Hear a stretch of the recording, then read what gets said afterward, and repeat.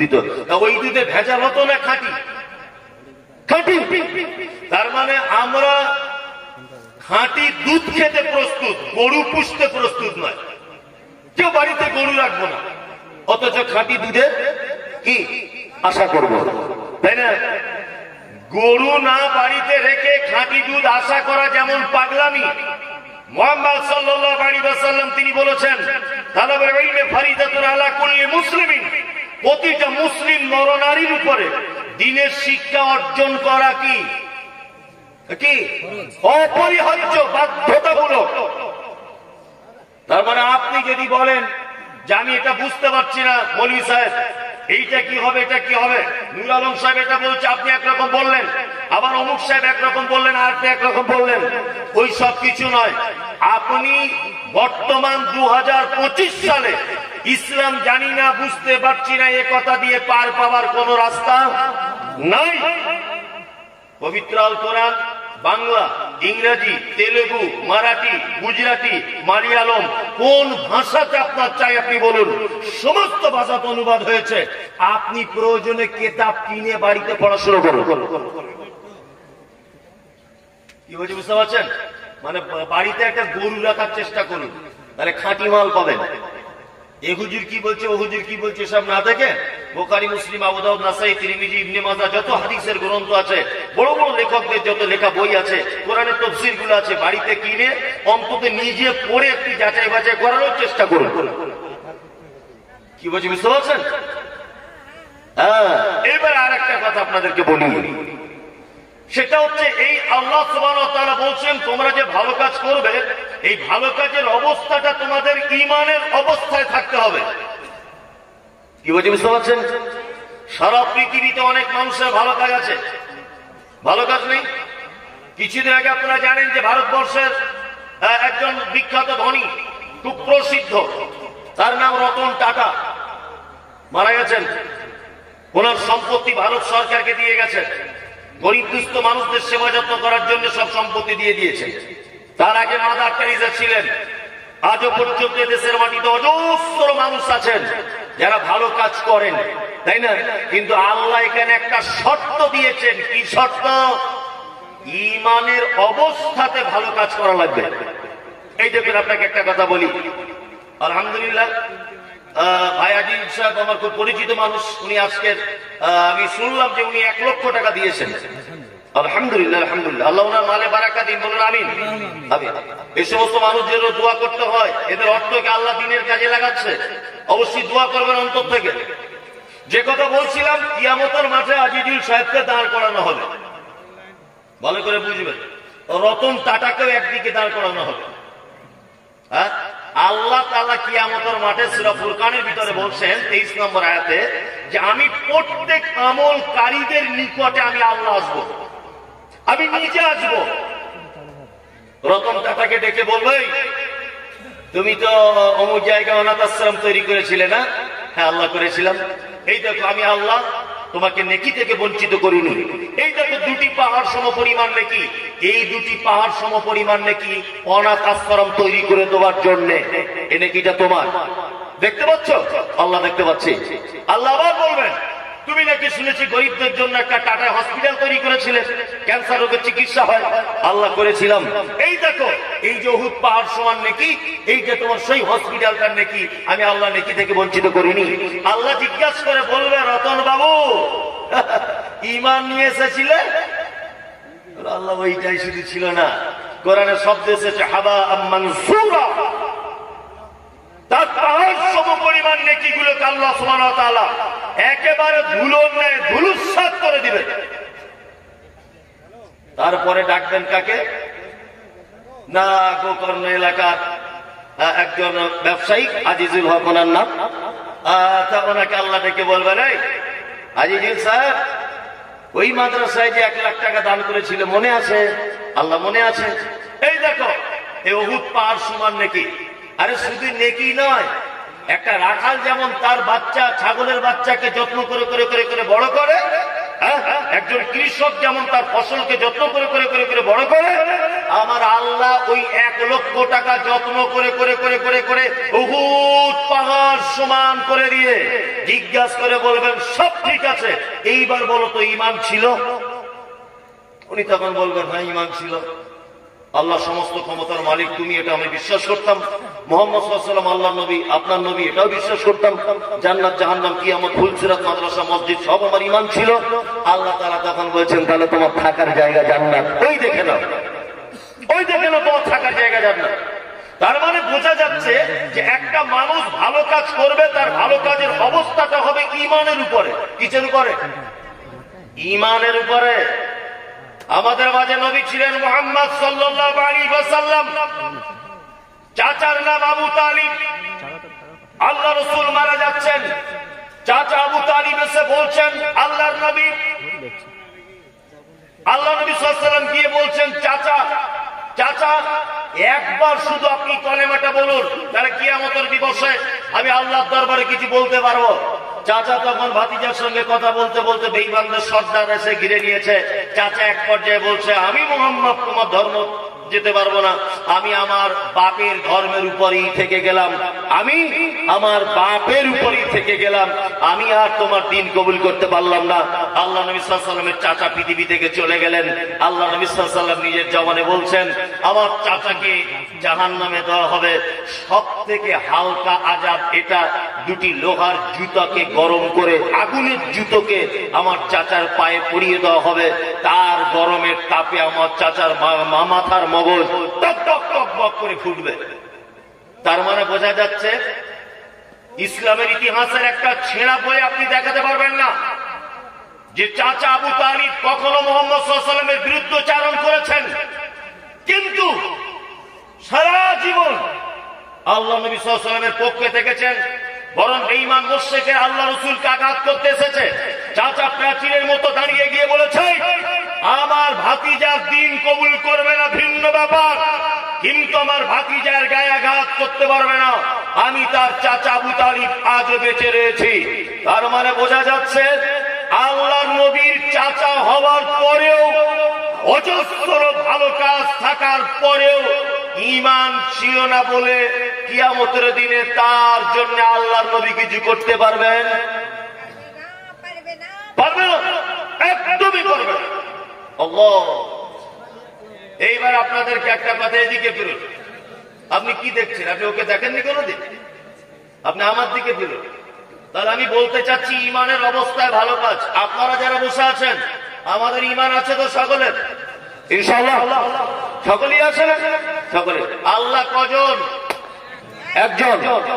মুহাম্মদ সাল্লাল্লাহু আলাইহি ওয়াসাল্লাম কে? আল্লাহর প্রেরিত রাসূল, তাই তো? কিয়ামত, জান্নাত, জাহান্নাম বিশ্বাস আছে? আছে। তার মানে আপনার ভিতরে ঈমান আছে, তাই তো? এই ঈমান থাকা অবস্থাতে আপনাকে আমি কয়েকটা ভালো কাজ বলবো আজকে, ইনশাআল্লাহ মানবো, করবো ইনশাআল্লাহ। দুটো জিনিস আমি বেছে নিলাম। এক হচ্ছে নফল সিয়াম, আর হচ্ছে এক নফল সাদাকা। এই দুটো বিষয়ে কথা বলবো আমি। নফল সিয়াম, নফল সাদাকা, তাই না? এইবার আপনার চুপ করুন, না না না চুপ করুন, কথা বলবেন না, লোকে খারাপ বলবো আপনাকে। তাহলে বসুন। আচ্ছা এদিকে ফিরুন। আমি আজকে দুটি ভালো কাজ বলবো, একটা হচ্ছে নফল সাদাকা, নফল দান, আর নফল সিয়াম। যদি বলছেন সাদাকার সঙ্গে সিয়ামের কি সম্পর্ক? মারাত্মক সম্পর্ক। আল্লাহু আকবার, কত যে সম্পর্ক। এই দেখুন, আপনাকে ছোট্ট ছোট্ট কয়েকটা জিনিস দিয়ে বোঝাই। নাম্বার এক, আমরা মাঝে সাঝে আল্লাহর কসম করি, করি না? আপনার স্ত্রীর সঙ্গে একটু ঝামেলা হয়েছে, তাকে আপনি বলছেন আল্লাহর কসম আমি তোর মায়ের বাড়ি যাবো না, বলে দিলেন। রাতের বেলা আবার একটু মানে তিরিত হয়ে গেছে, তখন আপনি আবার বলছেন যে না ভুল করে বলেছিলাম, না আরে যাবো, সমস্যা নেই, যাবো। আপনি কিন্তু রাতের বেলা আল্লাহর কসম করেছিলেন, ঝগড়া হওয়ার সময় করেছিলেন না?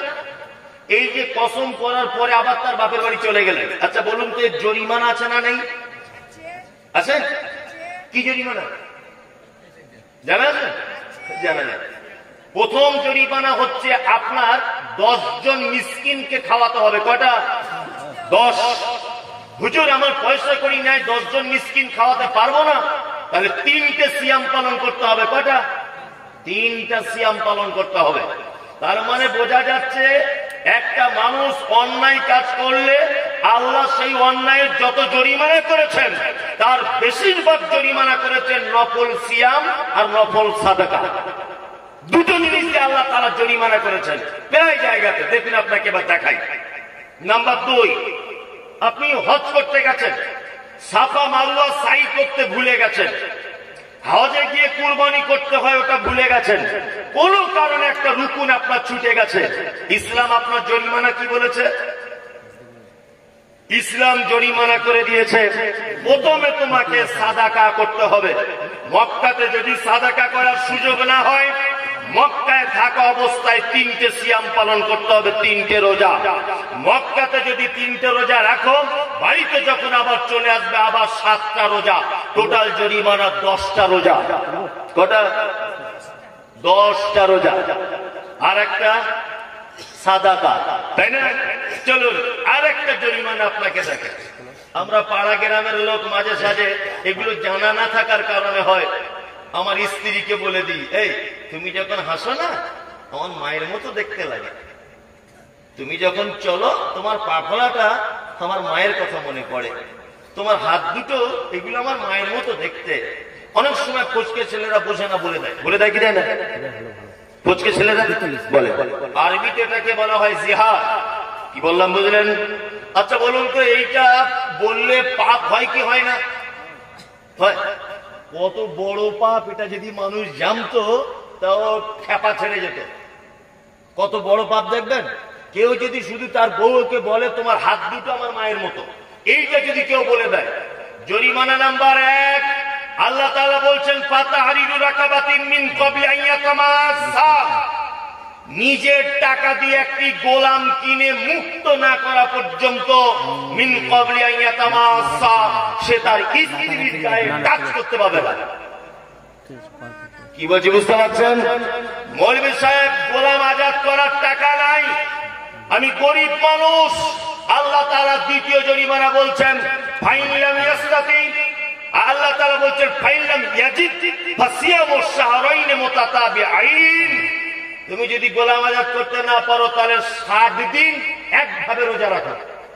কতদিন? 60 দিন। 60, 7 নয়, 7 নয়, 60।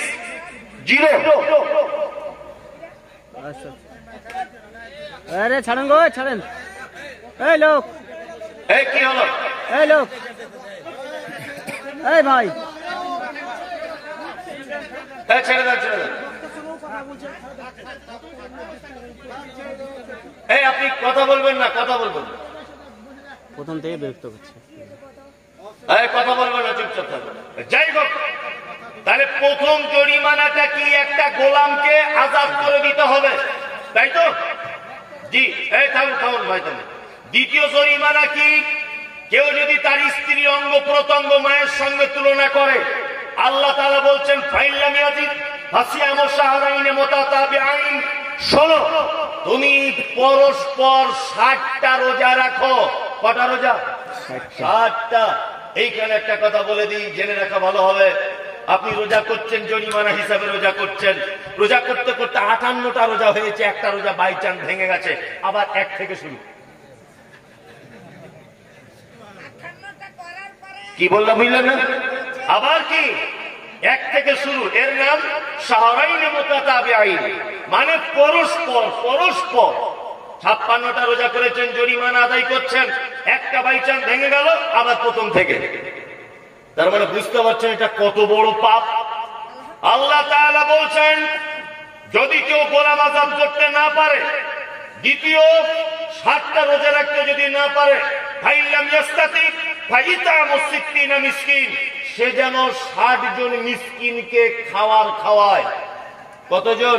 60 জন। মিন ক্বাবলি আন ইয়াতামাসসা, এই 3টার মধ্যে যে কোন একটা জরিমানা আদায় করবে তারপরে আল্লাহ বলছেন কোরআনে সূরা মুজাদালায়, তারপরে সে তার স্ত্রী গায়ে হাত দিবে, তার আগে দিতে পারবে না। তার মানে বোঝা যাচ্ছে আল্লাহ সুবহানাহু ওয়া তাআলা পাপীদের যত জায়গায় জরিমানার কথা বলেছেন, অপরাধীদের যত জায়গায় জরিমানার কথা বলেছেন, প্রতিটি জায়গাতে আল্লাহ তাআলা বলেছেন সাদাকা আর সিয়াম, অর্থাৎ রোজা রাখো আর দান করো। তার মানে বোঝা যাচ্ছে একটা মানুষের পাপ দুটি জিনিস মুছে দিতে পারে, তার নাম নফল রোজা বা নফল সিয়াম আর নফল কি দান। এইবার আপনাদেরকে একটা দুটোর মধ্যে একটা করে বলি, আর এটা কি মাস? হ্যাঁ, এটা শাবান মাস, তাই তো?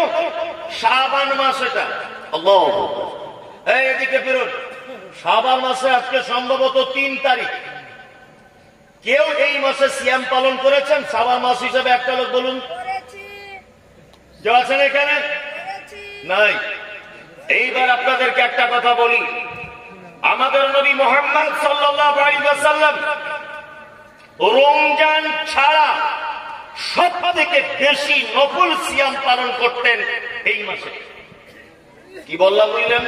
আল্লাহ রাসূল 2 দিন সবথেকে বেশি সিয়াম পালন করতে পছন্দ করতেন, এক বৃহস্পতিবার আর একটা সোমবার। কারণ কি? কারণ হচ্ছে একটা বান্দা এক সপ্তাহে কি করে না করে, এই এক সপ্তাহের হিসাব বৃহস্পতিবার আর সোমবার আল্লাহর দরবারে পেশ করা হয়। আমাদের নবী তিনি ভাবতেন যে ওই হিসাব পেশ করার সময়তে আমি যেন সিয়াম অবস্থায় থাকতে পারি, এটা আমার উদ্দেশ্য। বাৎসরিক হিসাব পেশ করা হয় এই শাবান মাসে। কোন মাসে? শাবান মাসে বাৎসরিক হিসাব পেশ করা হয়। ওই জন্য আল্লাহ নবী সাল্লাল্লাহু আলাইহি ওয়াসাল্লাম টানা 15টা পর্যন্ত সিয়াম পালন করেছেন, 16-17টা পর্যন্ত সিয়াম পালন করেছেন, মর্মে হাদিস পাওয়া যায়। কি বলছি বুঝতে পারছেন না? ওই জন্য শাবান মাস চলছে রমজানের প্রস্তুতির জন্য। আগে থেকে আপনি ট্রেনিং হিসাবে এই মাসে বেশি বেশি করে সিয়াম পালন করুন। নফল সিয়াম মারাত্মক বড় ইবাদত।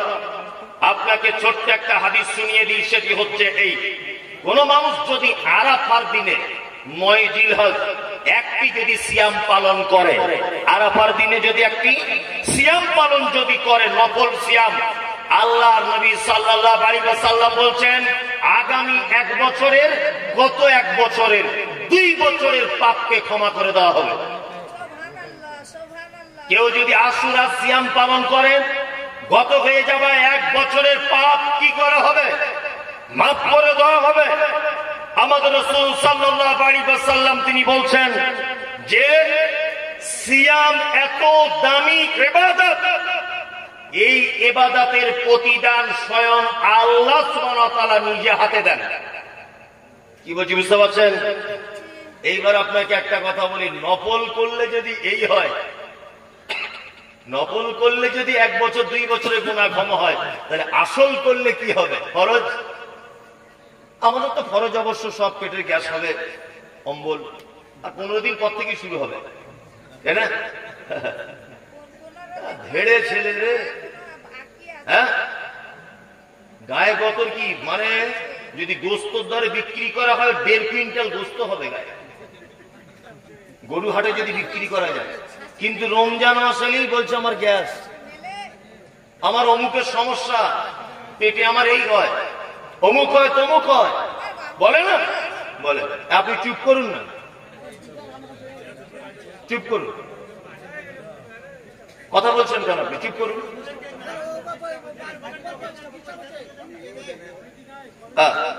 মহিলা ভলেন্টিয়ার আনুন, মহিলা ভলেন্টিয়ার দিয়ে বার করুন, ওকে চলে যাবেন।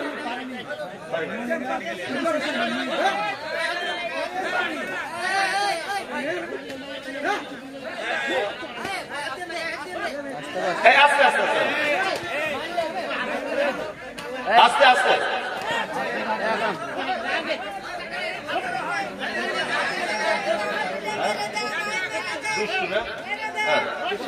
মহিলা পুলিশ এসে নিয়ে যেতে পারে, ওকে বেঁধে রাখুন, বেঁধে রাখুন, এক জায়গায় বেঁধে রাখুন।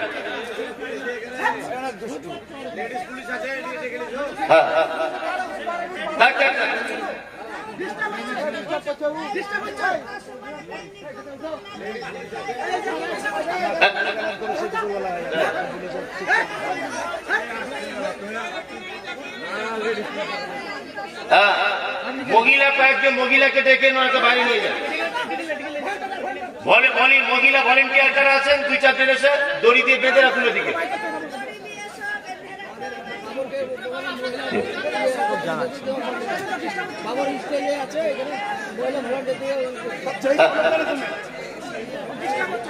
খুব ডিস্টার্ব করছে।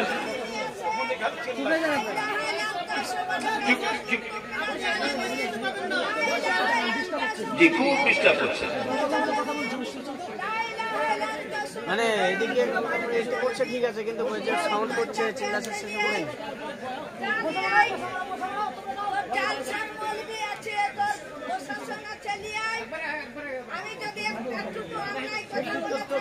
আচ্ছা চুপ করুন, চুপ করুন, কথা বলবেন না আপনি।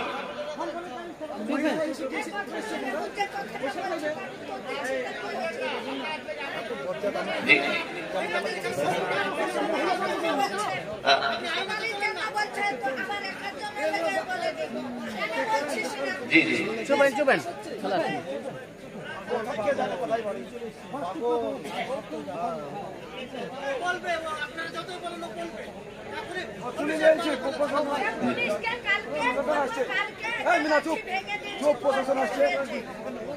ঠিক আছে, ঠিক করুন। আপনার প্রশ্ন পরিবেশটাকে নষ্ট করে দিচ্ছে। হ্যাঁ, ঠিক আছে, যে কথা বলছিলাম সেটা হচ্ছে এই, আল্লাহ নবী সাল্লাল্লাহু আলাইহি ওয়াসাল্লাম নফল সিয়ামের অনেক গুরুত্ব বুঝিয়েছেন, তাই না? তাহলে নফল সিয়ামের যদি এত গুরুত্ব হয়, তাহলে ফরজের গুরুত্ব কত? আল্লাহু আকবার। আল্লাহ রাসূল সাল্লাল্লাহু আলাইহি ওয়াসাল্লাম বলেন যে জান্নাত একটি বিশাল জায়গা, এই জান্নাতের ভিতরে একটি ঘর আছে, একটি দরজা আছে, সেই দরজাটির নাম হচ্ছে রাইয়ান। লা ইয়াদখুলুহু ইল্লা সাইমুন। এই দরজা দিয়ে অন্য কোন আমলকারী প্রবেশ করতে পারবে না, শুধুমাত্র সিয়াম পালনকারী ও ছাড়া। এবার একটা কথা বলি, সিয়াম পালন করলে আল্লাহ এত খুশি হয় কেন? এর ভিতরে একটা গোপন ব্যাপার আছে, বলে দিই।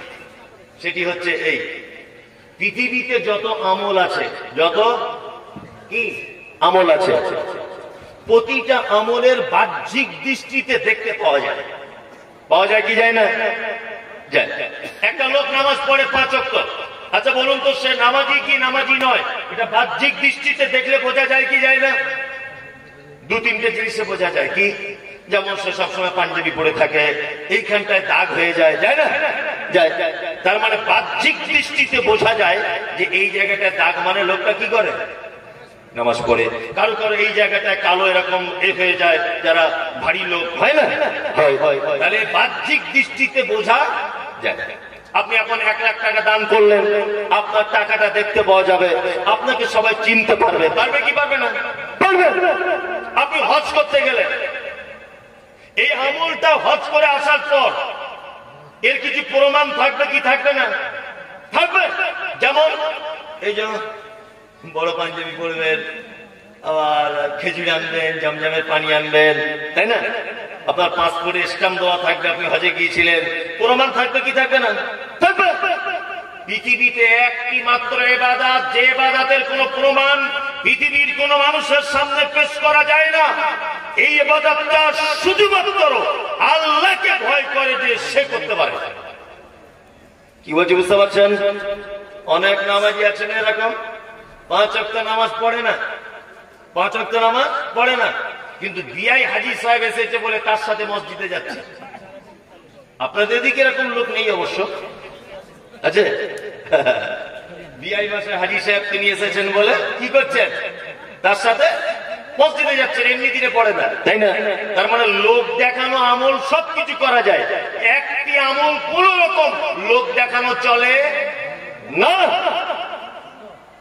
ফজরের আজানের আগে মুয়াজ্জিন মসজিদে সারির আজান দিয়ে দিল, আপনি উঠে পড়লেন, সাহারি খেলেন, আর সাহারি খাওয়ার পর থেকে নিয়ে আপনি গালি দিতে পাবেন না, আপনি অকথ্য ভাষা বলতে পারবেন না, খারাপ জিনিস দেখতে পাবেন না, অন্যায় কাজ করতে পারবেন না।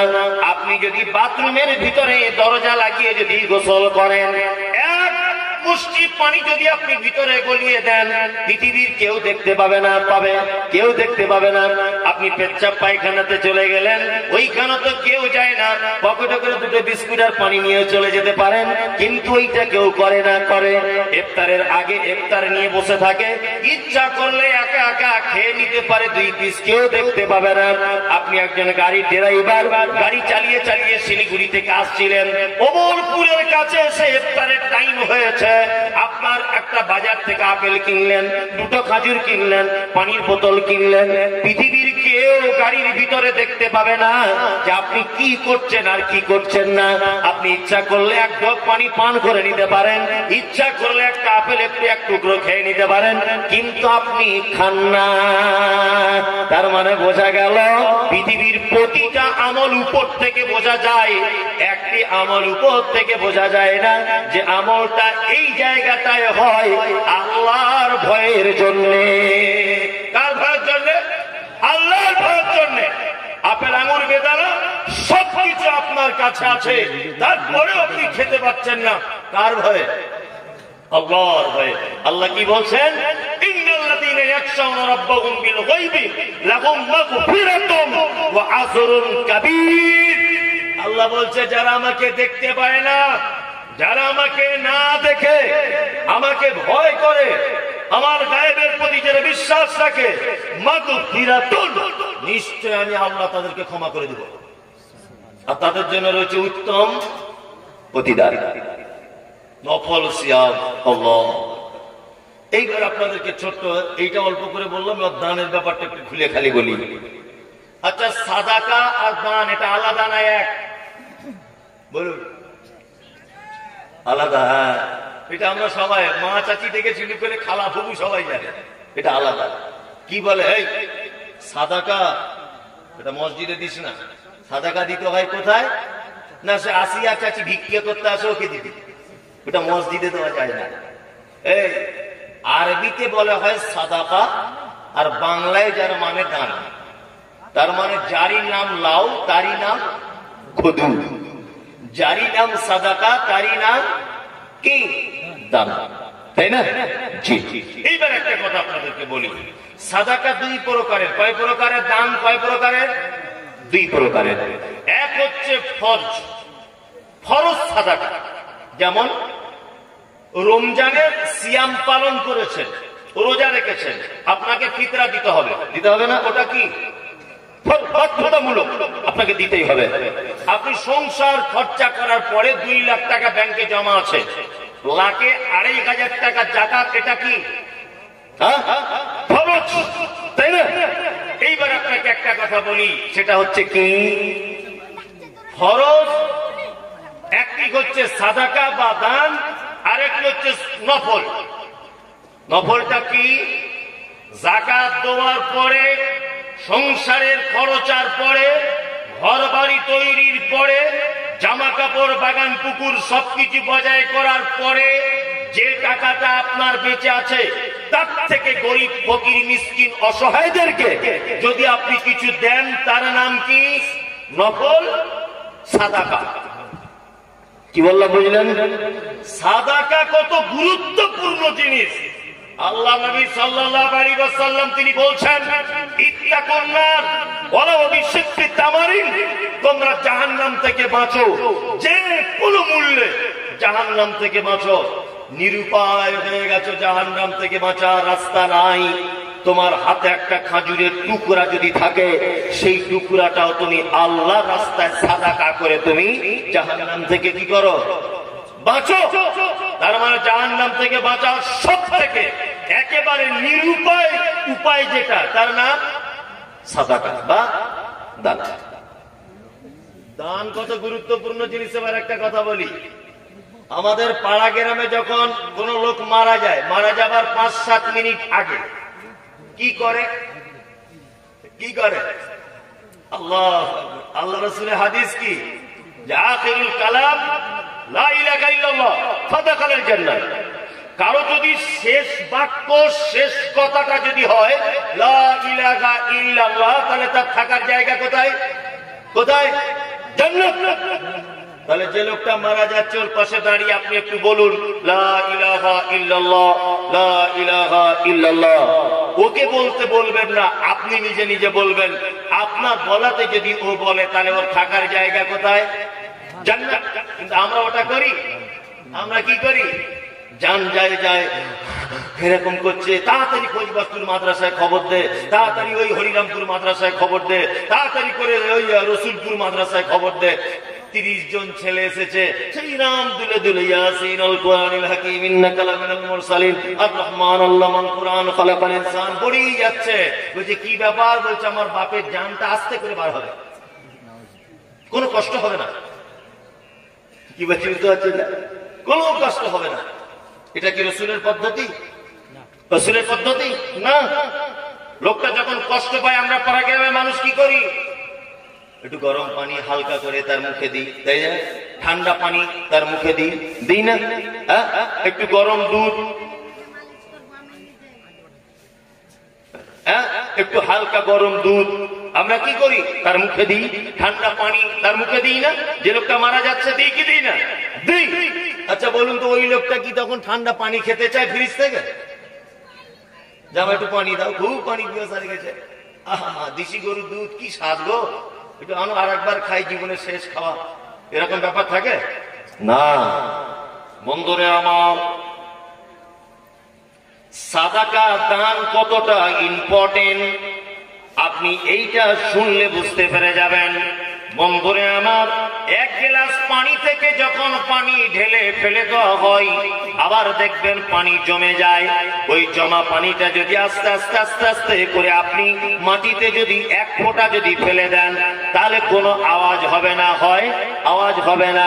বন্ধুরে আমার, একজন ইমানদার লোক, একজন ভালো মানুষ, তার আত্মাটাকে যখন মালাকুল মউত যখন হাত দিয়ে যখন ধরে নেয়, তখন তার জানটাকে এত সহজ করে বার করা হয়। মায়ের কোলে শিশু যেমন ঘুমিয়ে যায়, আর ওই বোতল থেকে এক ফোঁটা পানি যেমন মাটিতে পড়লে আওয়াজ হয় না, ওই রকম ভাবে একটা আল্লাহওয়ালা লোকের মানুষের মালাকুল মউত যখন জান কবজ করে একদম বুঝতে পারা যায় না।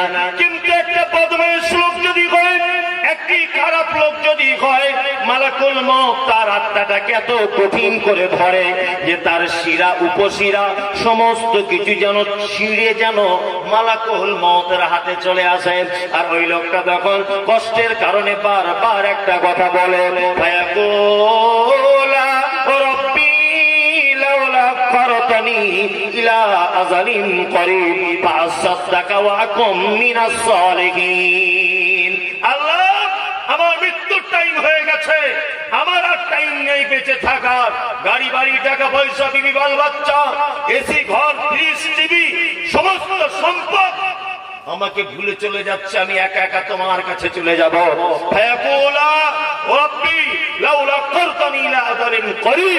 আল্লাহ নিকটে হয়ে যাচ্ছে মালাকুল মউত আমার, একটু তুমি আমাকে সুযোগ দাও, আমি গিয়ে কিছু সাদাকা দান করে আসি। আচ্ছা বলুন, তাহলে একটা মানুষ মরে যাবার আগে কি আত্মনাদ করে? আল্লাহ একটু সুযোগ দাও, কি করি?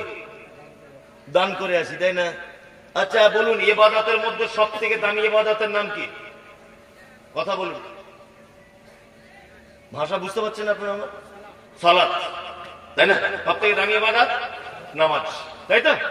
তা ওই লোকটা তো একবার বলতে পারতো, আল্লাহ আমার আর তুমি একটুখানি টাইম দাও, দূরে কার নামাজ পড়ে আসি, বলতে পারতো কি পারতো না? ওই লোকটা তো বলতে পারতো, আল্লাহ একটু টাইম দাও, রোজা করে আসি, আল্লাহ একটু টাইম দাও, একটা হজ করে নি, তারপরে মরবো। লোকটা কি বলছে?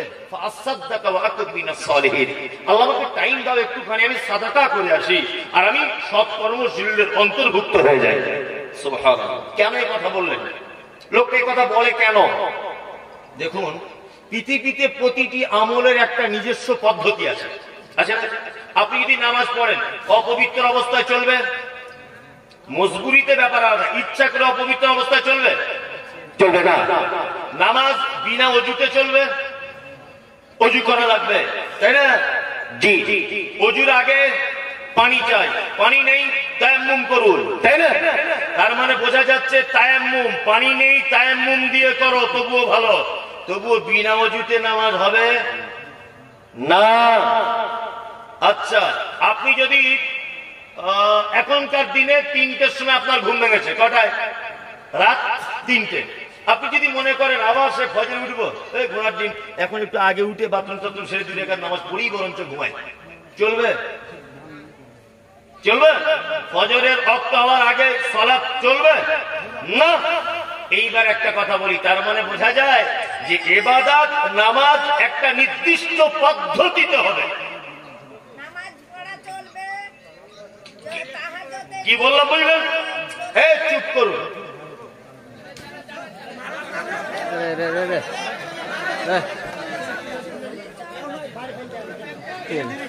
দড়ি দিয়ে বাঁধুন, দড়ি দিয়ে বাঁধুন, দড়ি দিয়ে বেঁধে রাখলে ঠিক হয়ে যাবে। দড়ি দিয়ে বাঁধুন।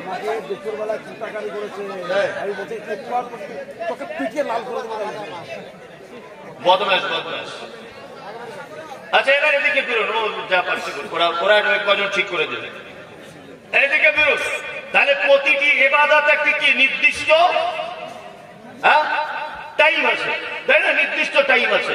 এবার একটা কথা বলি, আপনি রোজা রাখবেন, ইচ্ছাকৃত ভাবে যদি সাহারি যদি না করেন, ইচ্ছাকৃত আমি সাহারি করবো না, তাহলে হবে? আপনি ভুলে গেছেন, ঘুম ভাঙিনি, আলাদা বিষয়। ইফতারি আজানের সঙ্গে কোনো সম্পর্ক নেই।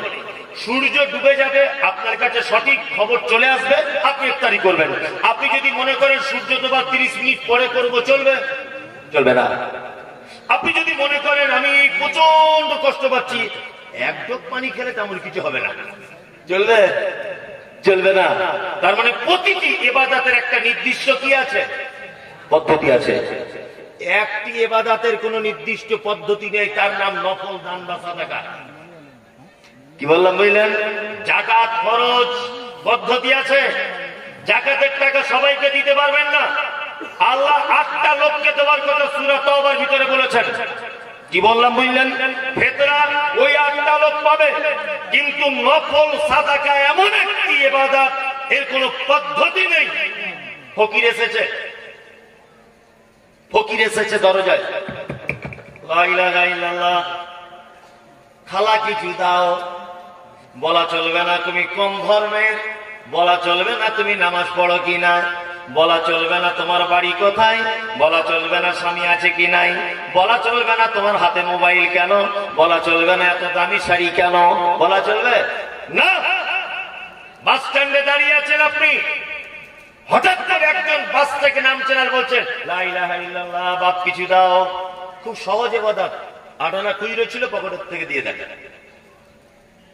জিজ্ঞেস করতে পাবে না তুমি হানাফি, আহলে হাদিস, দেওবন্দি, জামাত ইসলামী, পাথরচাপি, আজমিরি, কাশ্মীরি, ফুলপুরা, তাবিজি, এইসব জিজ্ঞেস করা যাবে না। তুমি হিন্দু, মুসলিম, জৈন, খ্রিস্টান, ইহুদি, হাড়ি, চুয়ার, চামার, বাগদি, ছুতোর, মেথর জিজ্ঞেস করার টাইম নাই। চেয়েছে দিয়ে দাও। আল্লাহ নবী বলেছেন উপরের হাত উত্তম, নিচের হাত কি কি খারাপ। এইবার একটা কথা বলবো, আল্লাহ সুবহানাহু ওয়া তাআলা পবিত্র কোরআনের ভিতরে বলছেন লাম তানালুল বিররা হাত্তা তুনফিকু মিম্মা তুহিব্বুন। এই জায়গাটা বললে অনেকজন রাগ করবে। আল্লাহ বলছেন তোমাদের প্রিয় বস্তু যেটা তুমি সবথেকে বেশি ভালোবাসো, সেইটা আমার রাস্তায় খরচ করো। আল্লাহ রাস্তায় খরচ করতে হবে, তাহলে কোনটা? সব থেকে প্রিয় বস্তু যেটা, তাই না? আবার তো মাদ্রাসা চালাই, আলহামদুলিল্লাহ। তাই মাদ্রাসায় কিছু কিছু আকিকা ছাগল আসে যখন, আর গায়ে লোম থাকে না। যারা মাদ্রাসা চালায় তারা জানে, গায়ে লোম থাকে না, হাঁটতে পারবে না। মানে বাজারে গিয়ে বলছে যে 1500-এর থেকেও কমই মাল আছে, ও মানে 5 মিনিটের মধ্যে জবাই করে দিলে সুবিধা হয়। কি বলছি বুঝতে পারছেন?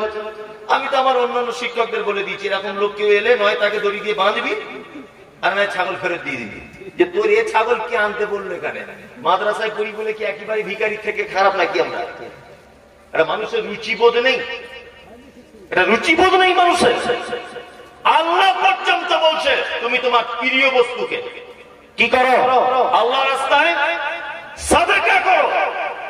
এই দেখুন, আপনাকে একটা কথা বলি, আমি যে জামাটা পরে আছি এটার দাম 10,000 ধরে নেন, বোঝানোর জন্য বলছি আপনাকে। একজন মানুষকে আপনি একটা জামা কিনে দেবেন চিন্তা ভাবনা করছেন, যখন কিনতে আপনি যাচ্ছেন তার জামাটা আপনি পরে আছেন 10,000 টাকা দামে, আর দোকানদারকে আপনি গিয়ে বলছেন সব থেকে কম দামেরটা বার করে ওকে দিব, আছে না?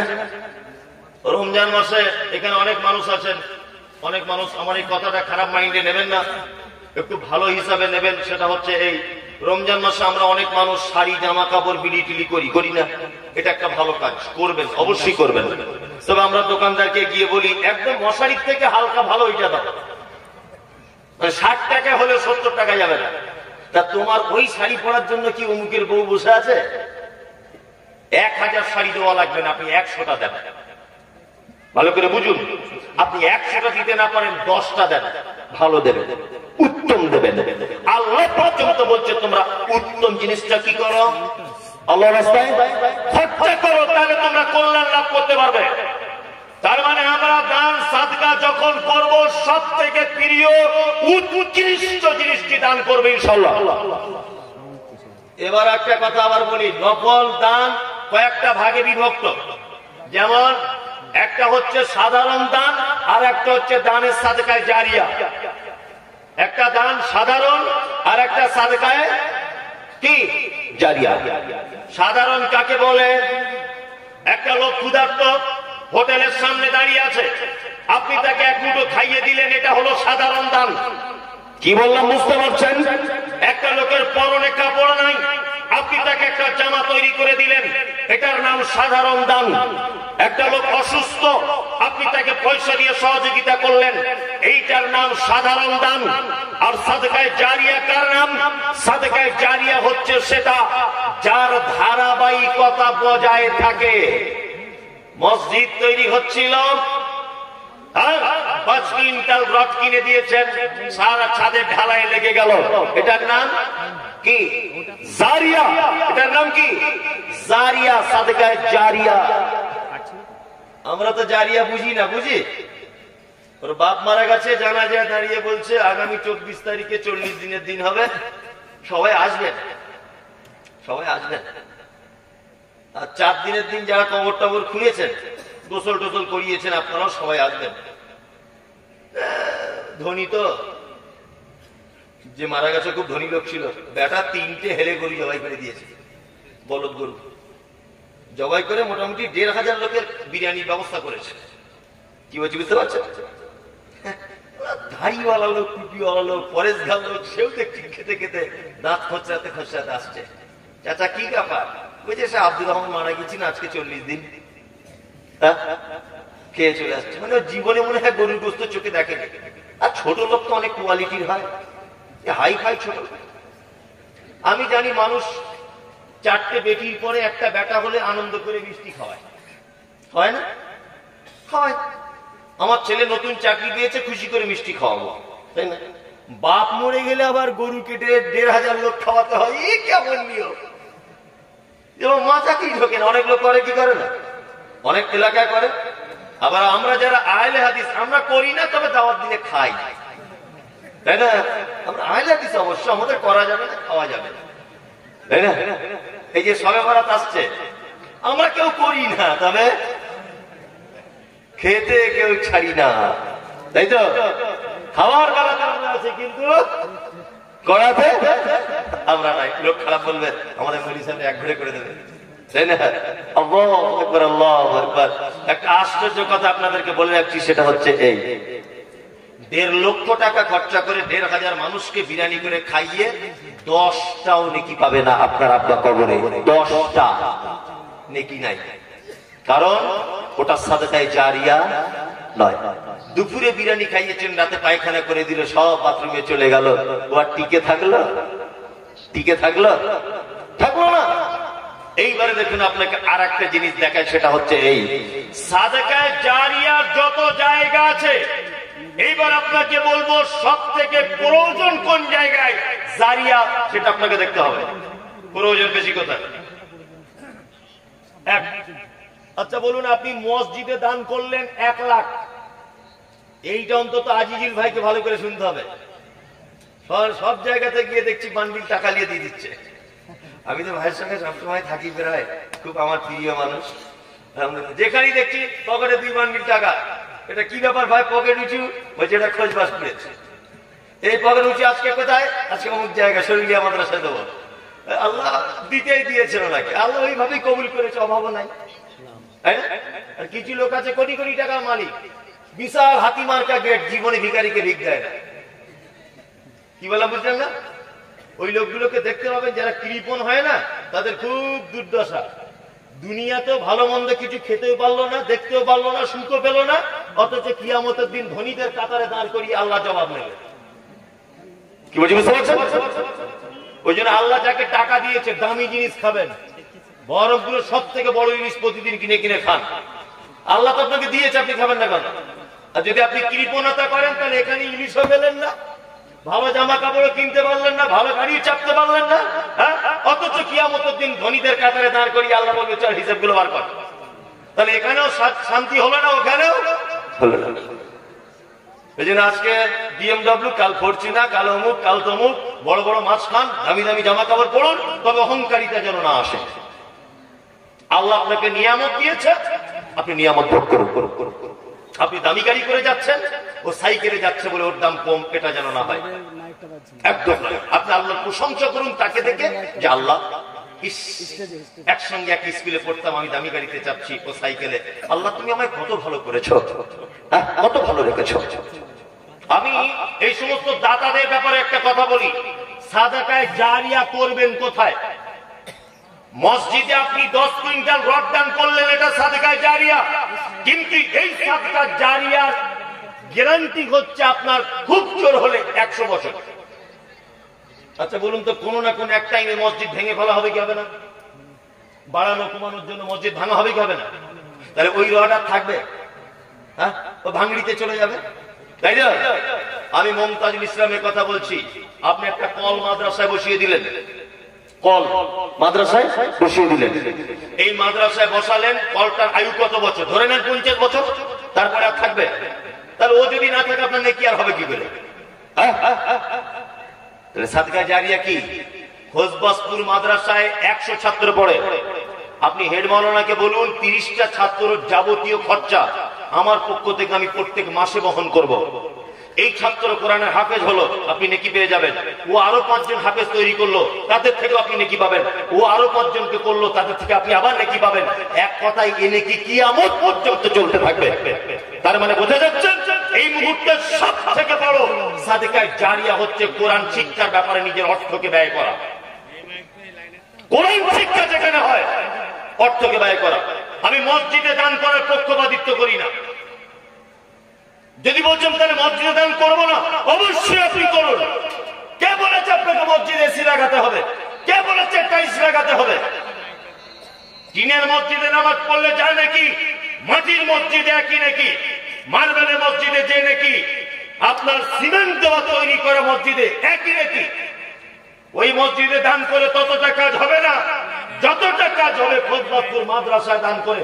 এখানে 10টা ছেলে যদি কোরআনের হাফেজ হয়ে যায়, কিয়ামত পর্যন্ত আপনার এই নেকি সিলসিলা জারি থাকবে ইনশাআল্লাহ। তাই তো? একদম যেখানে কোরআন শিক্ষার ব্যবস্থা সেখানে টাকা দেবেন। সমস্ত মানুষদেরকে বলছি, আপনাদেরকে বলছি, কারণ মসজিদে 1 কুইন্টাল রড দিয়েছেন, 100 বছর পর এই রড ভেঙে যাবে। আপনি বলুন খোঁজবাসপুর মাদ্রাসার প্রধান শিক্ষক এতিম কতজন আছে?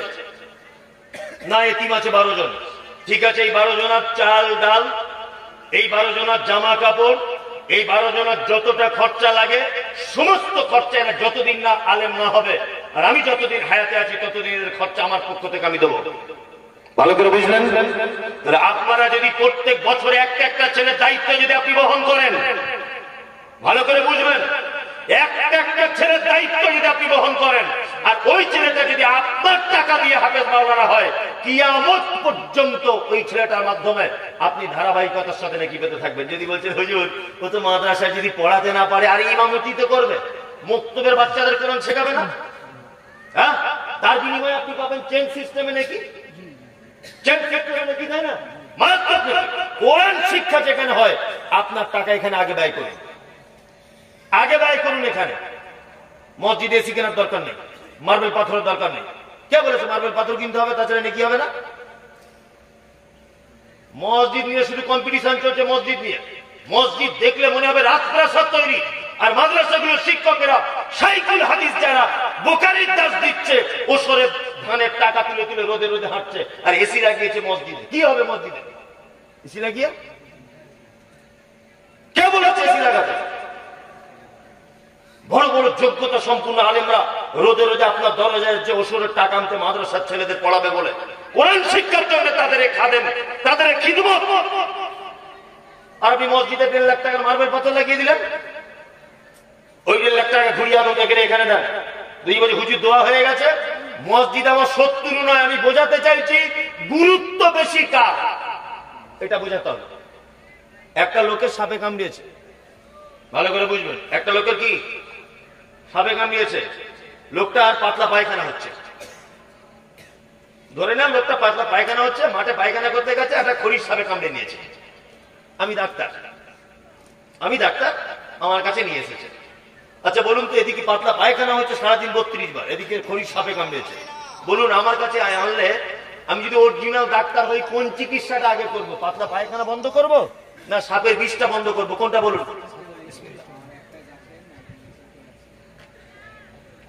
কোনটা? সাপের বিষ। ওর যদি আরো 35 বার পায়খানা হয় ও বেঁচে থাকবে, অসুবিধা নেই, কিন্তু বিষ না নামালেও মারা যাবে। তাহলে আমাদের সমাজে কোনটার প্রয়োজন কতটা বেশি, কোনটা আমাদের দরকার সেটা আগে করতে হবে। মসজিদ করেছেন 42 কোটি টাকা খরচা, ইমামতি করে কে? কথা বলুন। মৌলভী সাহেব তৈরি করে হয় কোথায়? মাদ্রাসা। তাহলে কারখানা ঠিক করতে হবে আগে, তাই না? এই দেখুন একটা কথা আপনাকে বলি, কত মজার জিনিস, আপনি অবাক হবেন। আচ্ছা বলুন তো দেখি, ইসলামে চোর নারী হোক বা পুরুষ হোক তার সাজা কি? হাত কাটা, তাই না? আচ্ছা এটা আল্লাহ হাত কাটা বললে একটু বড্ড বাড়াবাড়ি বলবো না, আল্লাহর বিধান জাস্ট বোঝানোর জন্য বলছি। আল্লাহর বিধান একেবারে চূড়ান্ত, হাত কাটা, তাই তো? তা অনেক মানুষ তো বলতে পারে যে এটা একটু বড্ড বাড়াবাড়ি না, একবার ক্ষমা করে দিতে পারতো, আমি এক কাজ করতে চোখগুলো কানা করে দিতে পারতো না, 100 বেতের আঘাত করতে পারতো, ডাইরেক্ট হাত কাটতে হবে? এর নাম কোরআন। হাত কাটার আয়াত অবতীর্ণ হবার আগে আয়াত অবতীর্ণ হয়েছে, ধনী তুমি তোমার জাকাতের মাল গরিবের বাড়িতে পৌঁছে দাও, সে যেন অভাবের তাড়নাতে চুরি না করে। কি বললাম বুঝলেন? ধনী যখন তার মাল বাড়িতে পৌঁছে দেবে গরিবের বাড়িতে, সে তখন আর চুরি করবে না। তুমি মাল পাওয়ার পরেও যদি চুরি করো তাহলে তোমার সাজা কি? হাত কাটা। তার মানে আল্লাহ কোন বিধান দেওয়ার আগে আর একটা বিধান দিয়ে ওইটাকে রদ করার চেষ্টা করেছেন। কি বলছি বুঝতে পারছেন? আমাদের মসজিদের ইমাম নির্বাচনের আগে, 1 কোটি টাকার মসজিদ ইমাম রাখার আগে আমাদের আগে এই জায়গাটা রেডি করে নিতে হবে। কি বলছি বুঝতে পারছেন? আমি শুধু খোঁজবাজ করে কথা বলছি না, কিন্তু সারা বেঙ্গলে, সারা ভারতবর্ষে যত মাদ্রাসা আছে প্রত্যেক মাদ্রাসাতে বেশি করে খরচা করবে। কোরআন শিক্ষা মানে খরচা করা, বড় সাদকা জারিয়া, বড় কি সাদকা জারিয়া। যদি বলছেন এটা আপনি শিখলেন কি করে, এই আপনি এটা বুঝলেন কি করে, আল্লাহর কসম আমি এটা একজন আইজুল ভাইয়ের মতো মানুষের কাছ থেকে শিখেছি এই কথাটা। আমি এই মৌলভী সাহেব হতে পারি, এটা আমার বুদ্ধি এতদিন ছিল না, এতদিন আমার বুদ্ধি ছিল না। আমাদের প্রতিষ্ঠানে একটা লোক 12 মাস চাউল পাঠায়, আল্লাহর কসম আমি লোকটাকে চিনি না, আমি লোকটাকে চিনি না। শুধু আমাকে ফোনে কোনোদিন কথা বলেনি, শুধু SMS করে, হুজুর চাউল আছে আর 4 বস্তা আছে, দেখছি আবার 100 বস্তা পাঠিয়ে দিয়েছে। তা আমি একদিন বলছি যে ভাই একটু মোটা চাউল দিলেও তো হয়, মোটা চাউল দিবেন। তখন উনি বলছেন আপনি না বক্তব্য রাখেন যে উত্তম জিনিস দান করতে হয়, আমি মিনিকেট দান করি, আমি যে চালটা দিই 52 টাকা কেজি, এই লম্বা লম্বা চাল। তা আমি বলছি আপনি কতদিন দেবেন এইভাবে? বলছে আমি যতদিন বেঁচে থাকবো ততদিন এই মাদ্রাসায় চাল দিয়ে যাবো আপনার। আল্লাহ। আমি বলছি ভাই আপনার এইটা বেরেনে এলো কি করে? বলছে বেরেনে এলো, আমি নিজে গবেষণা করে বুঝেছি যে সাদকায়ে জারিয়া করার উত্তম জায়গা কোরআন যারা শিক্ষা করে তাদের পিছনে অর্থ ক্ষয় করা, তাদের পিছনে অর্থ ক্ষয় করে। মসজিদে টাকা দিয়ে আমি কি করবো? আমি যারা কোরআন শিক্ষা করছে তাদের পিছনে খরচা করবো। সুবহানাল্লাহ, এই জ্ঞানটা আমি ওনার থেকে পেলাম। আল্লাহ। আচ্ছা, এবার আপনাদেরকে দানের ব্যাপারে অনেক কথা বললাম। আল্লাহ পবিত্র কোরআনের ভিতরে বলছেন, কি বলছেন? আল্লাযীনা ينفقون في السراء والضراء والكاظمين الغيظ والعافين عن الناس والله يحب المحسنين। আল্লাহ বলছেন পৃথিবীতে চারটে লোককে সবথেকে বেশি ভালোবাসি। কটা লোক?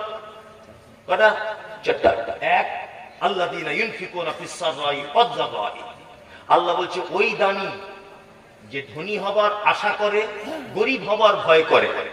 ধনী হওয়ার আশা করে, গরিব হওয়ার ভয় করে।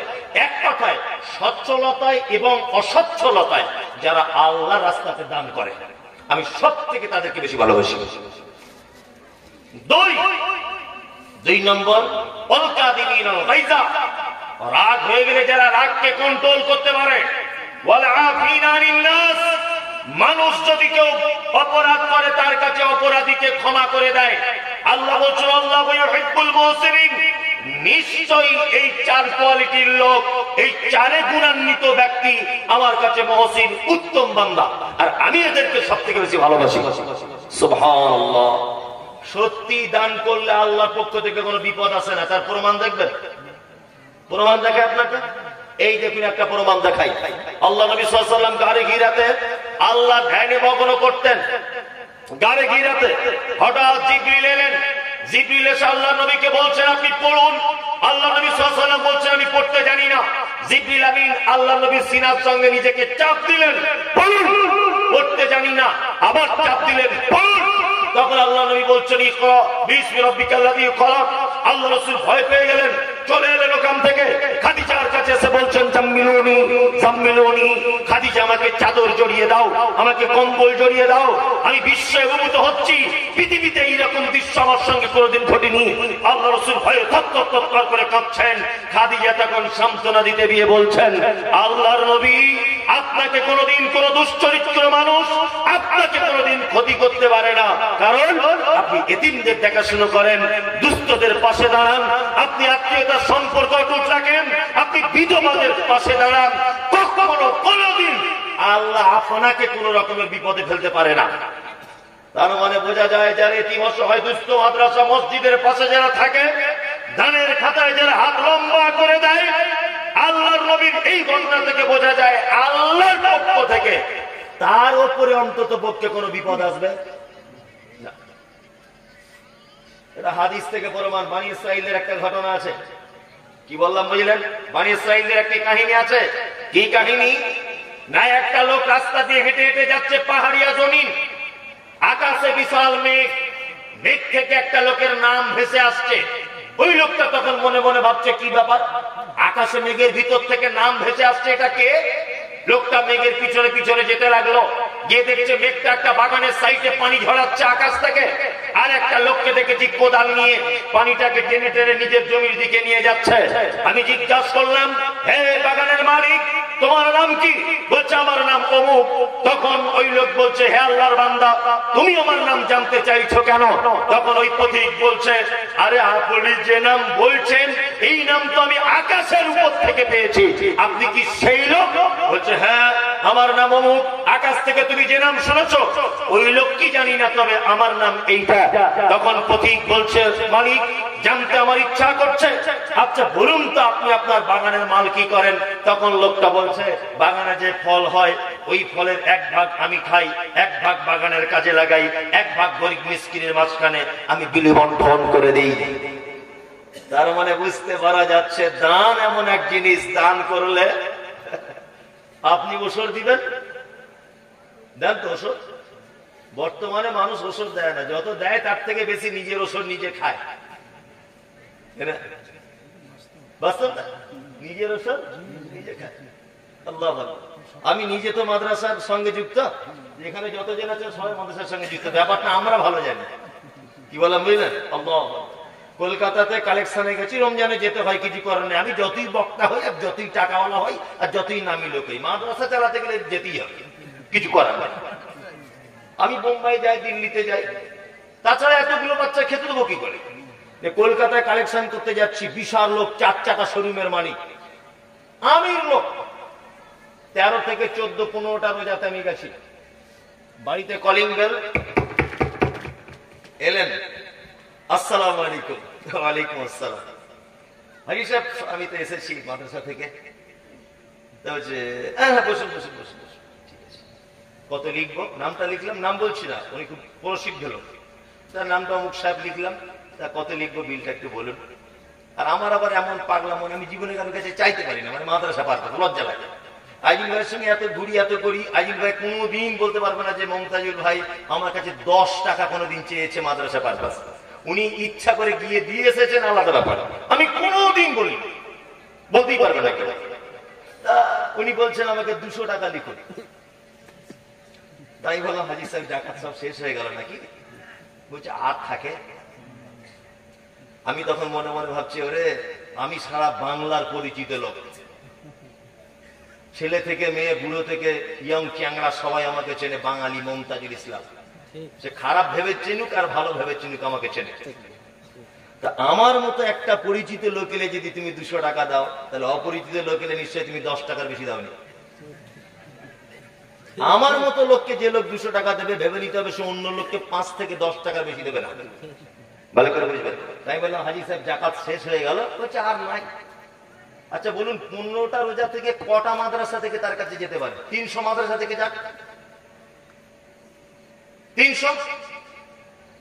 তা ওনার যদি 2-4 কোটি টাকার মালিক হয়, 1 কোটি টাকার জাকাত কত হয়?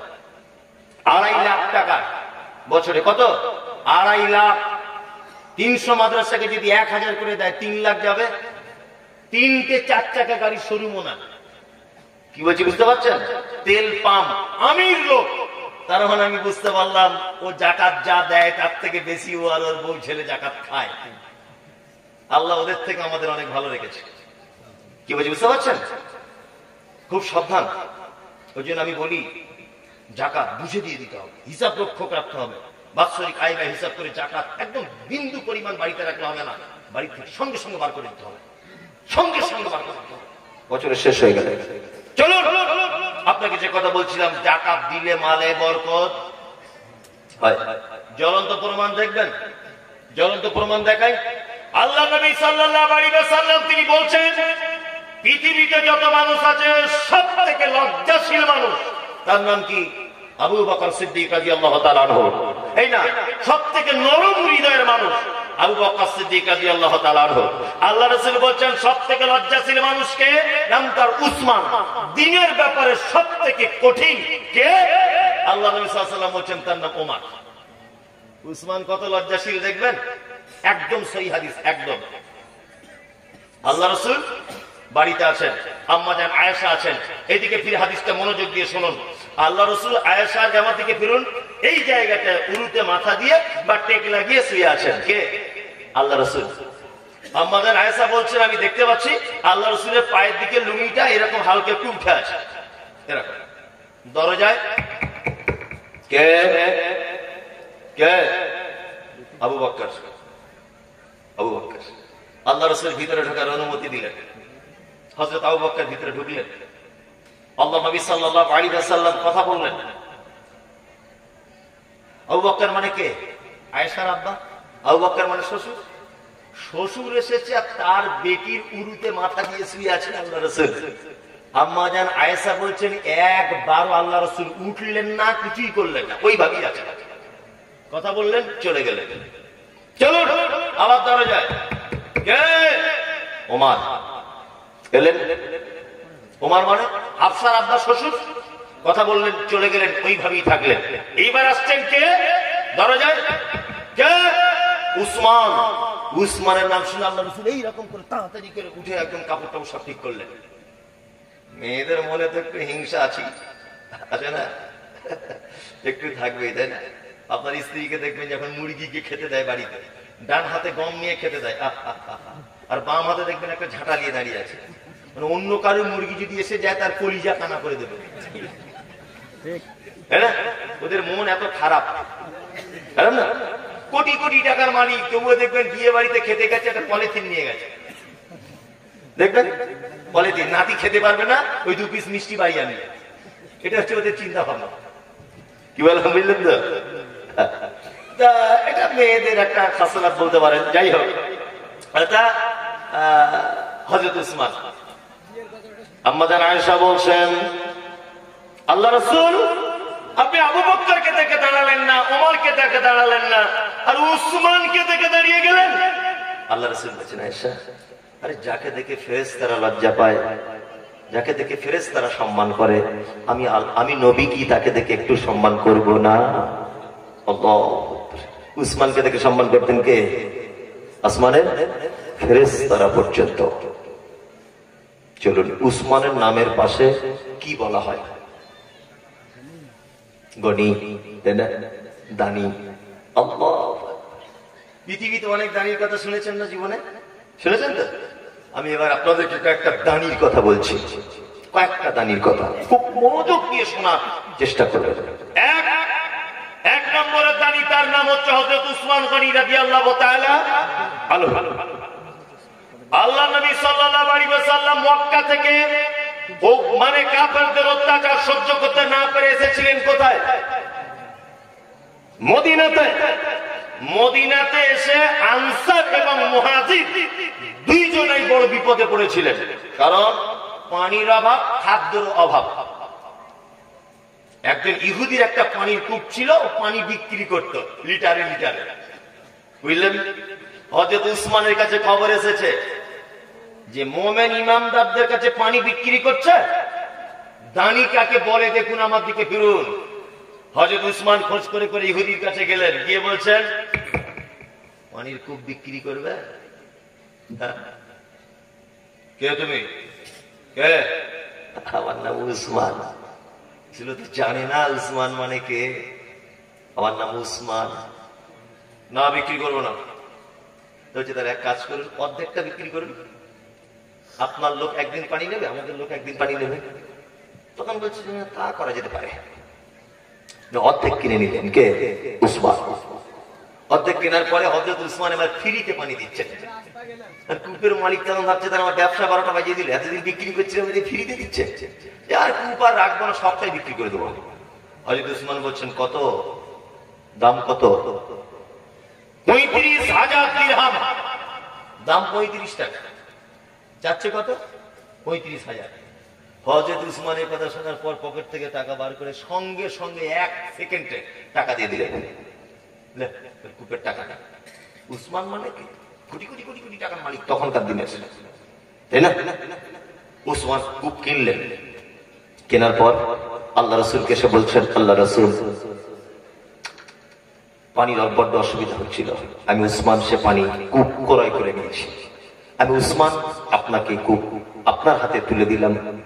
কিয়ামত পর্যন্ত এই কূপের পানি সমস্ত মুসলিম, মুসলিমা, মুমিন, মুমিনাত, গৃহপালিত পশু, কৃষক, তার কাজে সমস্ত ব্যাপারে আমি এই পানিকে আল্লাহর রাস্তায় ওয়াকফ করে দিলাম। সুবহানাল্লাহ।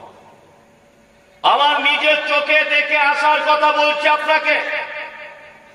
ওই কূপের নাম হচ্ছে বীরে রুমা। ক্রয় করেছিলেন ইহুদিদের কাছে, নাম হলো তা উসমান ইবনে আফফান রাদিয়াল্লাহু তাআলা আনহু। হযরত উসমান কূপ ক্রয় করলেন, আল্লাহর নবীকে কূপ দিয়ে বললেন, আল্লাহর নবী কিয়ামত পর্যন্ত যত মানুষ আসবে এই মানুষ কূপের পানি ব্যবহার করবে। হযরত উসমানের কথা বলার পরে আল্লাহ নবী সাল্লাল্লাহু আলাইহি ওয়াসাল্লাম গ্রহণ করলেন। ভারত, পাকিস্তান, বাংলাদেশ এই দেশের মানুষেরা শিরক করতে বেশি পছন্দ করে। ওই জন্য মসজিদে নববীতে পশ্চিম দিকে ফিরে দাঁড়ালে বাম দিকে পড়ে হযরত উসমানের কূপ। মানুষ আগেকার দিনে খোলা ছিল, ওই পানি গিয়ে মুখে মাখতো, গায়ে মাখতো, হাবিজাবি সব জায়গাতে ব্যথা শুলোতে লাগাতো। মানুষ শিরক বিদআত করতো বলে এখন বাদশার নির্দেশ কূপটাকে ঘিরে দিয়েছে, আর ঢুকতে দেয় না। আমি একবার ঢোকার সুযোগ পেয়েছি, নিজে দেখে এসেছি। 1600 খেজুরের গাছ আছে। ওই হযরত উসমানের কূপ থেকে পানি সরবরাহ করা হয়। আশ্চর্য কথা শুনে রেখে দেন, হযরত উসমান গনি রাদিয়াল্লাহু তাআলা আনহুর নামে মসজিদে নববী 36 নম্বর গেট থেকে তাকিয়ে 5 তলা বিল্ডিং, তার নাম হয়েছে উসমান ইবনে আফফান। বিল্ডিং এর নাম 5 তলা বিল্ডিং। শুধু এই নয়, ওনার খাজুরের বাগান থেকে যত টাকা ইনকাম হয়, কূপের পানি থেকে যত টাকা ইনকাম হয়, বিল্ডিং থেকে যত টাকা ইনকাম হয়, সারা পৃথিবীর মানুষ সাক্ষী আছে। আপনিও চাইলে এখনই গুগলে সার্চ করে দেখতে পারেন, মক্কাতে, মদিনাতে, তায়েফে, দাম্মামে, এক কথায় গোটা আরব দেশে হযরত উসমানের নামে আজও পর্যন্ত ব্যাংকে একটা অ্যাকাউন্ট চলে, নাম তার উসমান। আপনারা জানেন, অনেক মাদানীদের হাত থেকে পশ্চিম বাংলার অনেক মাদ্রাসায় এতিমদের পারপাসে টাকা আসে, বাৎসরিক একটা টাকা আসে।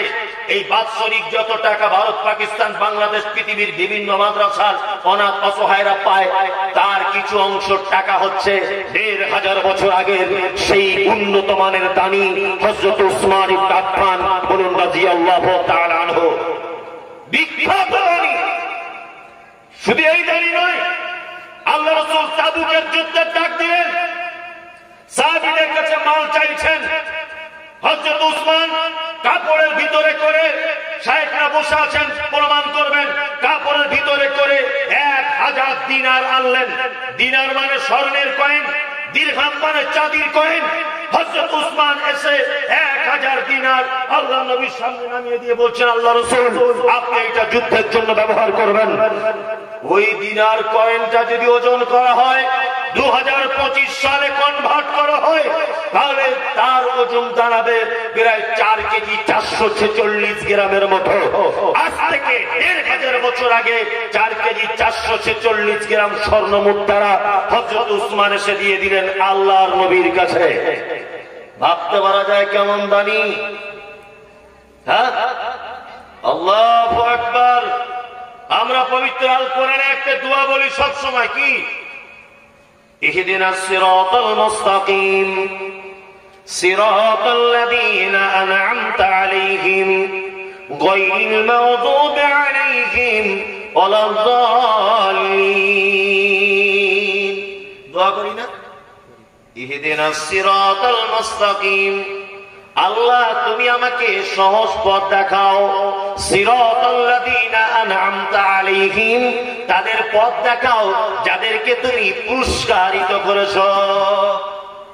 তো সারা জীবন এই দোয়া করে তাদের পথ পাওয়া যাবে? কথা বলুন। আমি পচা মূর্খ, লেখাপড়া জানি না, পচা মূর্খ।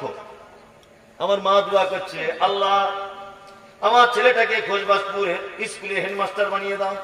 তুই দোয়া করছে, আমি পচা মূর্খ, লেখাপড়া জানি। আচ্ছা বলুন তো, এই দোয়া কখনো কবুল হয়? পচা মূর্খ হেডমাস্টার হয়। তাহলে আমার মায়ের দোয়া কবুল হবে কখন? চাকরির পরীক্ষা দিয়েছি, একটুখানি আটকে আছে। আমার মা তখন বলছে, আল্লাহ আমার ছেলে একটুখানি বেঁধে আসে, তুমি এটাকে বাধাটা ছাড়িয়ে দাও, আমার ছেলে চাকরি কনফার্ম করে দাও। কিন্তু একটা বুড়ো লোক জীবনে লেখাপড়া জানে না, তার মা যদি দোয়া করে চলবে? চলবে? চলবে না। তার মানে সবকিছুই দোয়া করে সেই জায়গায় পৌঁছানো যাবে না, সাথে সাথে নিজের চেষ্টা, নিজের কর্মের পরিবর্তন করতে হবে। ইহদিনাস সিরাতাল মুস্তাকিম, আল্লাহ সহজ পথ দেখাও। কাদের পথ দেখাও? যাদেরকে তুমি পুরস্কারিত করেছো। পুরস্কারিত করেছে কাদের? আন'আমাল্লাহু আলাইহিম মিনান নাবিয়্যিনা ওয়াস সিদ্দীকিনা ওয়াস শুহাদা'i ওয়াস সালিহিন, নবীগণ, সিদ্দিক, সাহাবীগণ, শহীদগণ, সৎকর্মশীলগণ। তার মানে আমাদেরকে দোয়া করে তাদের পথে যাওয়া যাবে না, তাদের মতো হয়ে আল্লাহর দরবারে পুরস্কারের আশা করতে হবে। কি বলছি বুঝতে পারছেন? 1 মিনিট, সব আমি জায়গা রেডি করছি, আপনি দাঁড়ান।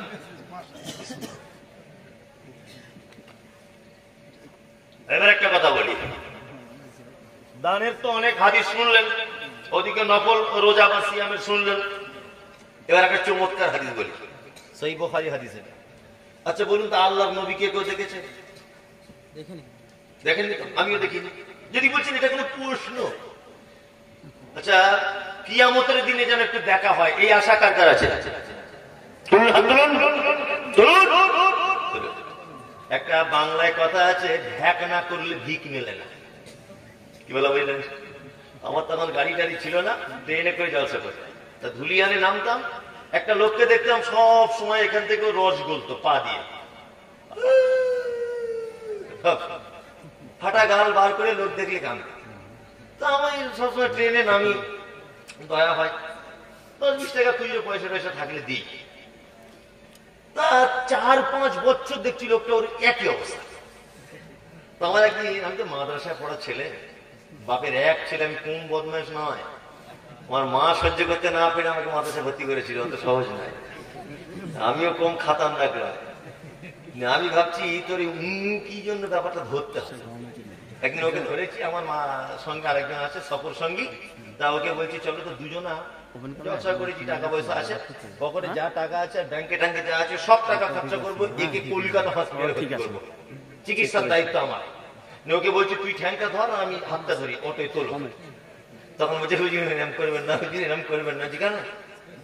তোমার তো ভালোর জন্য করছি, 10 টাকা 5 টাকা চাঁদা তুলে এত বড় চিকিৎসা করা যায়? তো তোমার ফুল চিকিৎসাটা আমি করে দেবো, চলো।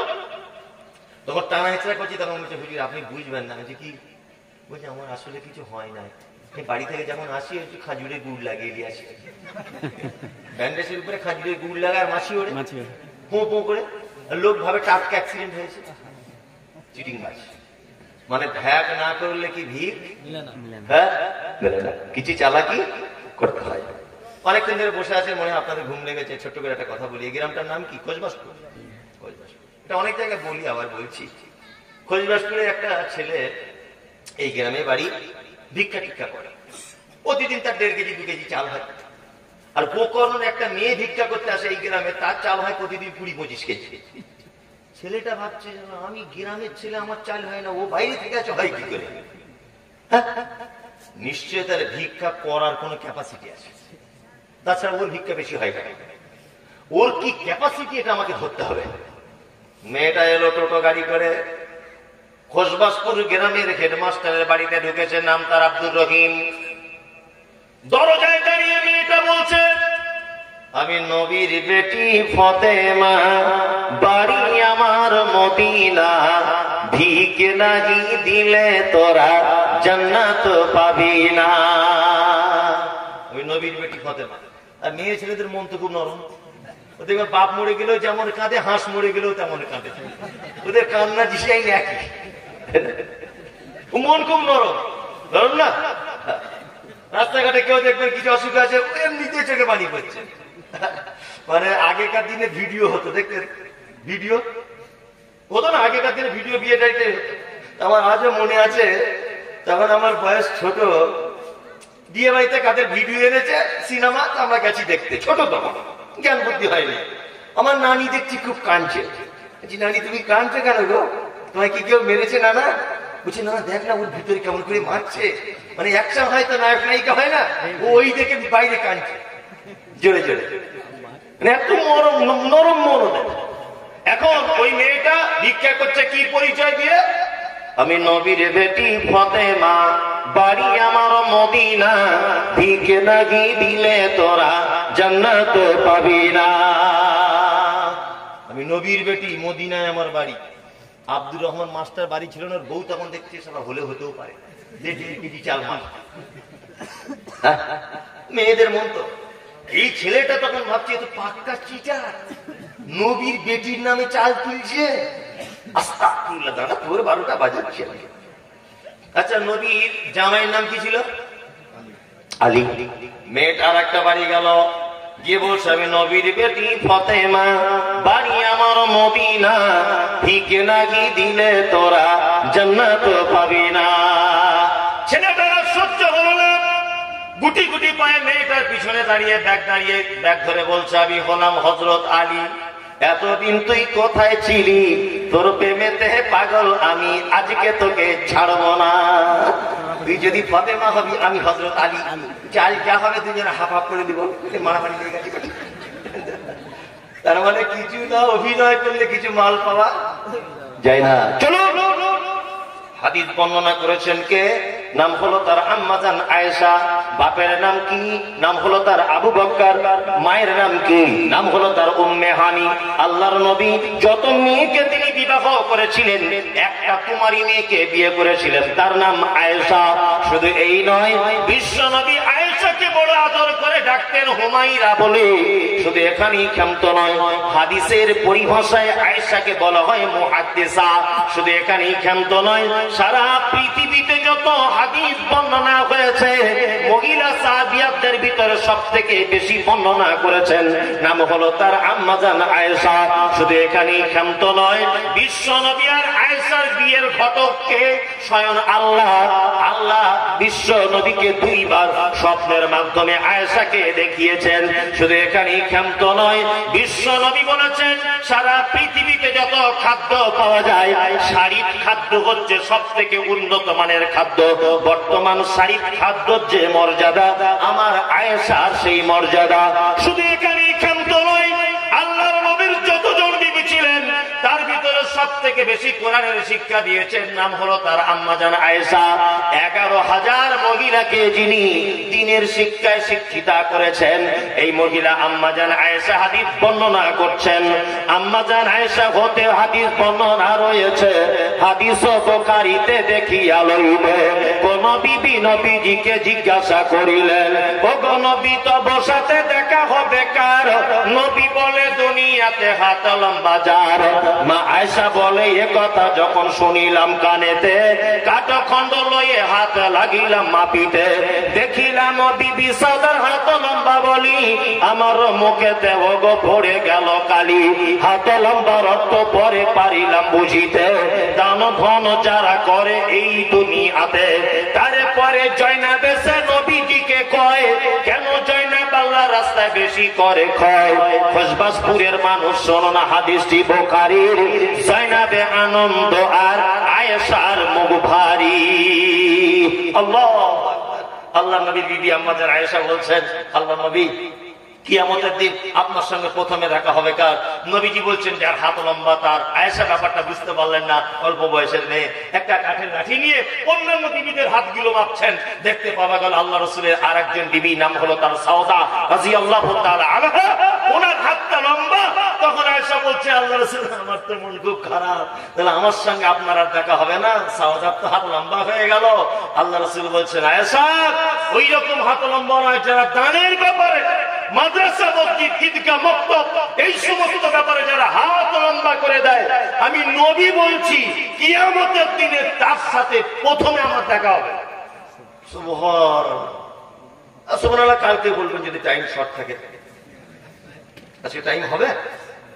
নবীর সঙ্গে প্রথমে দেখা হবে কার? যে দানের খাতায় সবার আগিয়ে থাকে, তাই না? আর ভাই তুমি গজল করিও না, তুমি কি এখন চলে যাবে? তারা আছে তো, তারা নাই তো, তাহলে বসে বলবো, তোমার স্বাদ মিটিয়েই আগে যাবো। বললাম বুঝলে, তোমার স্বাদ না মেটা পর্যন্ত আমি যাবো। যারা বসে আছেন নবীর সঙ্গে দেখা করতে হবে, কি বললাম বুঝলেন? হবে তো? একজনে বলুন দেখিন খোঁজবসি মাদ্রাসা আমি 2 কুইন্টাল রড দেবো। আর কেউ নাই, দেখা করার দরকার নেই বাবা, আগে উঠি, আগে উঠে যায়, আর দরকার নেই আমার দেখা করার। একজন উঠবেন না, আপনি উঠে যাওয়া মানে আমি ভাববো আপনি মাদ্রাসার একটা ইট ছাড়িয়ে দিয়ে চলে গেলেন, কারণ আপনাকে থেকে আর একজন চলে যাবে। দিতে হবে না, আপনি বসে দিতে হবে না, আপনি বসে থাকবেন। কি বলা বুঝলেন না? কারণ আমার পরে একজন বক্তা আছে। আর একটা কথা মাথায় রেখে দেন, কোটি টাকার আপনি মালিক হতে পারেন, এইখানে দান করছেন মানে আপনি এটা ভাববেন না যে নূর আলম সাহেব বা এখানকার সহকারী শিক্ষক বক্তা মমতাজুল চালাকি করে আমাদের কাছে জোর করে নিচ্ছে না। আপনি এখানে পয়সা দিচ্ছেন না মানে বুঝে নিতে হবে আজকে এই মাদ্রাসায় আপনার টাকা আল্লাহ কবুল করেনি। কি বলছি বুঝতে পারছেন? আপনি এখানে দিতে পেরেছেন মানে বুঝে নিতে হবে আল্লাহ আপনার টাকা পছন্দ করে মাদ্রাসার কাজ করেছে। অনেক মানুষ আছে না চালাকি করে পার হয়ে চলে এলাম, দিতে পারলাম না, দিলাম না। চালাকি নয় গোলাম হোসেন, তোমার টাকা আল্লাহ ওখানে লাগাবে না। কি বলছি বুঝতে পারছেন? তোমার টাকা ওখানে লাগাবে না।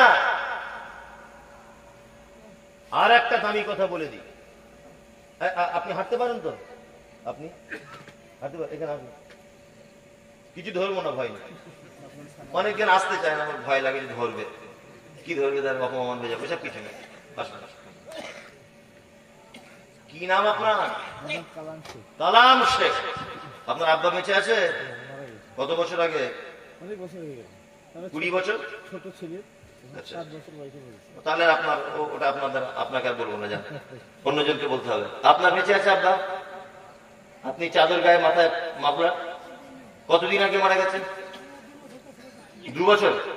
আচ্ছা, মাঝে সাঝে সত্যি কথা বলবেন এখানে। আপনি সত্যি বলেন আমি জানি, তারপরে বলছি সত্যিটা বলবেন। আপনার এই 2 বছরের ভিতরে আপনার আব্বার কবরটা এই 2-10 দিনের ভিতরে একবার দেখতে গেছেন? 2 বছরকার ছেলে তখন ও 2 বছরকার ছেলে। আপনার আব্বা বেঁচে আছে? আপনার, হ্যাঁ, আপনি যান আমার সাথে আব্বার কবর দেখতে, সত্যিটা বলেন। সময় যায়, আরে সময় কম হয় আর কি, সময় কম হয়। ওই রাস্তায় মাঠে যায়, ওই এমনি দেখে। কোনদিন গিয়ে ওই কবরের সাইডে দাঁড়িয়ে বলেছেন আল্লাহ আমার আব্বাকে একটু ক্ষমা করে দাও? সত্যিটা বলবেন আপনি। বলেছেন। খুব কম সংখ্যক মানুষ। আস্তাগফিরুল্লাহ, এর নাম দুনিয়া। এর নাম কি? আপনি টাকা পয়সা আপনার ছেলের জন্য করছেন তো, আপনি নিঃশ্বাসটা ত্যাগ করুন। আপনার ছেলে বারবার বলবে বেশিক্ষণ লাশ বাড়ি রাখতে নেই, তাড়াতাড়ি কবরের ব্যবস্থা করো। এর নাম দুনিয়া। এটা বলবে কি বলবে না? আপনি মারা যান, আপনার ব্যাটারি তখন বলবে লাশ বেশিক্ষণ বাড়ি রাখা যাবে না, তাড়াতাড়ি বিদায় জানো, তাই না? আপনার ব্যাটাদের জন্য টাকা পয়সা রেখে যাচ্ছেন তো, যান, কোনো সমস্যা নেই। তবে আপনাকে একটা সৎ পরামর্শ আমি দিয়ে যাচ্ছি। আপনি যেমন আপনার বাপের কবরটাকে ভুলে গেছেন, জীবনে কোনোদিন দোয়া করতে যান না, হ্যাঁ, ঠিক তেমন আপনার বেটারাও আপনার কবরটাকে ভুলে যাবে, জীবনে আপনার কবরে দেখতে যাবে না, নতুন নতুন একটু যাবে। কি বললাম বুঝলেন? পুরাতন হয়ে গেলে আর যাওয়ার টাইম হবে না, হবে। ওই জন্য বলছি আপনি বেঁচে থাকা অবস্থায় নিজের জন্য কিছু খরচা করে যাবেন। আপনি মারা গেলে আপনার ছেলেরা দেবে, তার কোনো গ্যারান্টি আছে? আছে বলুন? নেই। বেঁচে থাকা অবস্থায় আপনার নিজের জন্য কিছু করুন, আল্লাহকে জবাব দিতে হবে। কি বললেন বুঝলেন? আল্লাহকে জবাব দিতে হবে। যারা এখানে বসে আছেন, ওরে বাবা 12:30 তো আমার টাইম, 12:30 বাজে। আমি এক খেপালো, কোথাও টাইম ঠিক করতে পারি না, নয় বেশি হয়ে যায় হবি। ওয়ালাইকুম আসসালাম। হযরত আলী আর বেনামিতে। চলুন, আমি 10 মিনিট 12:30 আমার